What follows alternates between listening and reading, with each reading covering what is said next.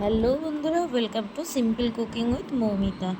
আজ আবারও নতুন একটা রেসিপি নিয়ে চলে এসেছি, যেটা হলো চিজ চিলি কর্ন স্যান্ডউইচ, এবং পনিরও আছে এটার মধ্যে, কর্ন অ্যান্ড পনির স্যান্ডউইচ। তো তার জন্য আমি একটা মেয়োনিজ বানিয়ে নেব, যেটা বাড়িতেই বানাবো। তার জন্য আমার দরকার দুটো চিজ কিউব আর দুটো পনিরের স্লাইস নিয়ে নিয়েছি, কিছুটা নিয়ে নিয়েছি কাজু বাদাম আর চিলি ফ্লেক্স আর অরিগানো এই ইয়েটাতে মেয়োনিজটাতে দেব। তো এইভাবে আমি বাড়িতেই ঘরোয়াভাবে মেয়োনিজটা বানিয়ে তারপরেই কিন্তু ক্যাফে স্টাইল স্যান্ডউইচটা বানাবো। তো এই স্যান্ডউইচটা একবার হলেও বাড়িতে বানিয়ে দেখবেন, খেতে কিন্তু দারুণ হয় আর খুব ক্রিস্পি হয় এবং মুচমুচে হয়। স্যান্ডউইচ তো ক্রিস্পি মুচমুচে হবেই, তাতে কোনো ইয়ে নেই, কিন্তু এই এই স্যান্ডউইচটা একবার আপনারা বানিয়ে দেখবেন। আর পনিরটা কিন্তু আপনারা এরকম, আমি যেমন করে স্লাইস কুচি কুচি করে কেটে দিয়েছি, এরকম করে পনিরটাকে কুচি কুচি করে কেটে দেওয়ারই চেষ্টা করবেন। পনির কিন্তু একদম পেস্ট বানিয়ে দেবেন না, তাহলে কিন্তু পনিরটা মুখে লাগে না এবং খেতেও অতটা ভালো লাগে না। আমার খেতে অতটা ভালো লাগে না ওইরকমভাবে পনিরটা পেস্ট করে দিলে। যদি পনিরটাকে এরকমভাবে ডাইস করে করে কেটে পরে দেওয়া হয় স্যান্ডউইচের মধ্যে, আমার কিন্তু এটা খুব ভালো লাগে। আর দেখবেন রেস্টুরেন্টে কিন্তু এরকমভাবেই দেয় বিভিন্ন ক্যাফেতে। তো এটা কিন্তু মুখে আসে, পনিরের টুকরোগুলো মুখে এলে কিন্তু খুব ভালো লাগে ওর সেটা খেতে। আর একদম পেস্ট বানিয়ে দিলে কি হয়, তাতে কোনো স্বাদই পাওয়া যায় না পনিরের। তো এই গল্প করতে করতে আমার পেস্টটা বানানো হয়ে গেছে মেয়োনিজের।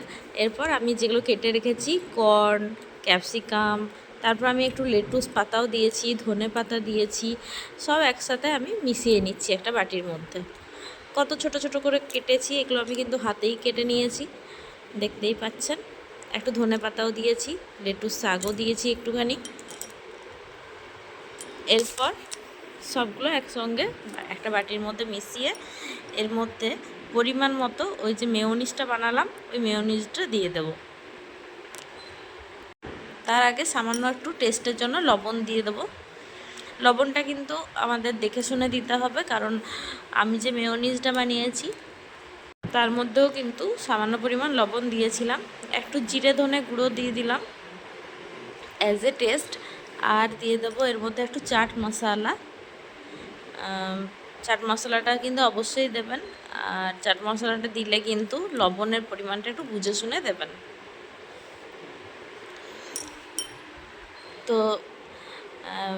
আমার আর এর মধ্যে দিয়ে দিলাম একটুখানি ওই লেবুর রস দিয়ে দেবো, তার জন্য লেবুটা কেটে নিচ্ছি।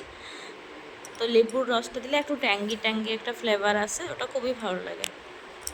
আমার এই রেসিপিগুলি যদি আপনাদের ভালো লেগে থাকে তো অবশ্যই লাইক, কমেন্ট, শেয়ার আর সাবস্ক্রাইব করতে ভুলবেন না। সাবস্ক্রাইব করে পাশে থাকা বেল আইকনটি অল করে রেখে দিলে আমার ভিডিওর প্রত্যেকটি নোটিফিকেশান সবার প্রথমে আপনার কাছে পৌঁছে যাবে। তো এটা লেবুর রসটা দিয়ে দিলাম, এবার ভালোভাবে মিশিয়ে নিচ্ছি।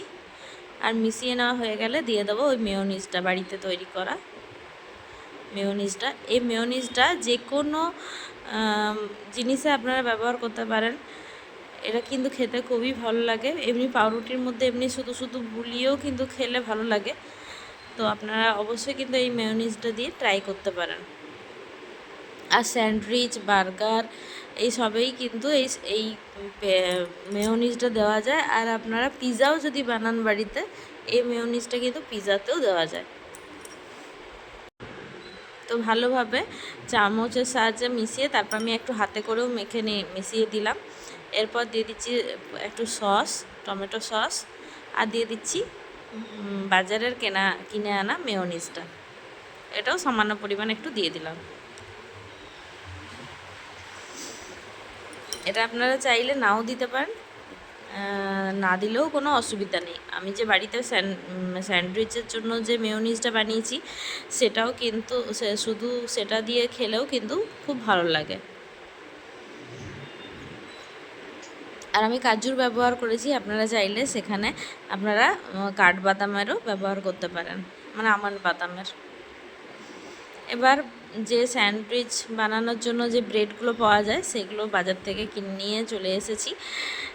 সেই ব্রেডের মধ্যে আমি আজকে এই স্যান্ডউইচের ব্রেডের মধ্যেই কিন্তু স্যান্ডউইচটা বানাবো। যেহেতু ক্যাফে স্টাইল বানাচ্ছি তাই একদম যেমনভাবে বাইরে বানানো হয় সেই রকমভাবেই বানাবো। আর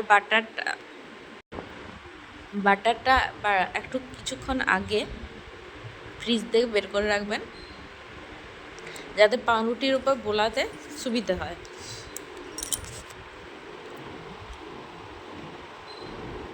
ভালোভাবে বুলিয়ে দেবেন বাটারটাকে পাউরুটির উপর।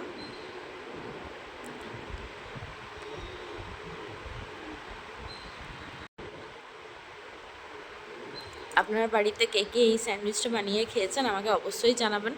আর যদি এখনও বাড়িতে বানিয়ে না খেয়ে থাকেন, অবশ্যই এই স্যান্ডউইচটা আমি যেভাবে বানিয়ে দেখিয়েছি সেভাবে অবশ্যই বাড়িতে ট্রাই করবেন। আশা করছি খুবই ভালো লাগবে আপনাদের। তো দুটো পাউরুটির মধ্যেই কিন্তু এই বাটারটাকে ভালো করে স্প্রেড করে দিচ্ছি। আমি ফ্রিজ থেকে বেশিক্ষণ আগে বের করিনি, তার জন্যই এরকমভাবে ডেলা পাকিয়ে যাচ্ছে বাটারটা। কিন্তু অবশ্যই কিন্তু আপনারা স্যান্ডউইচটা বানানোর আধ ঘন্টা আগে কমসে কম এই বাটারটাকে ফ্রিজের থেকে বার করে রাখবেন। এবার যে স্প্রেডটা আমি বানিয়েছি বাড়িতে সেই স্প্রেডটা দিয়ে দিচ্ছি। ক্যাফেতে বা বাইরে বাজারে যেভাবে স্যান্ডউইচ বানায় এইরকমভাবেই বানায়, তো আমি সেটাই দেখে আজকে বাড়িতে চেষ্টা করলাম। খেতে কিন্তু দারুণ হয়েছিল, একদম বাজারের মতনই লাগছিল খেতে। তো বাড়িতে কিন্তু একবার অবশ্যই করে আপনারা চেষ্টা করে দেখবেন। আর আমি না স্যান্ডউইচটা হয়ে যাবার পর আসলে এটা আমার মা বাবাদেরকে একটুখানি বানিয়ে দিচ্ছিলাম মা বাবারা চলে যাওয়ার আগে। মা বাবারা বাইরে যাচ্ছিল খেতে, বাইরে গিয়ে খাওয়ার জন্যে এটা বানানো হচ্ছিল। তো ওই জন্য না আমার বানানোর পর না আমি প্যাকিং করতে হয়েছে আমাকে, সেজন্য আমি আর দেখাতে পারিনি, মানে ভিডিওটা আর তোলা সম্ভব হয়ে ওঠেনি আমার পক্ষে। তাই আমি শুধু স্যান্ডউইচটা বানানো মানে ওই স্যান্ডউইচ মেকারে দেওয়া পর্যন্তই দেখিয়েছি, তারপর দুটো ফটো আমি তুলে রেখেছিলাম সেটা দিয়ে দিয়েছি। তো আমার এই গাফিলতির জন্য আমি ক্ষমা প্রার্থী। খুব সুন্দর হয়েছিল স্যান্ডউইচটা, এরকম করে অবশ্যই কিন্তু আপনারা বানিয়ে একবার হলেও দেখবেন। স্যান্ডউইচ মেকারের মধ্যে দিয়ে দিলাম, 2 থেকে 3 মিনিট এর মধ্যে রাখলেই কিন্তু সেট হয়ে যাবে স্যান্ডউইচটা। আর এত বড় স্যান্ডউইচটা যে আমার টোস্টারে ঢুকছিলই না। তো হয়ে গেল, অবশ্যই বাড়িতে একবার বানিয়ে দেখবেন। Tata, bye bye. আবার দেখা হচ্ছে নেক্সট অন্য কোনো ভিডিওতে।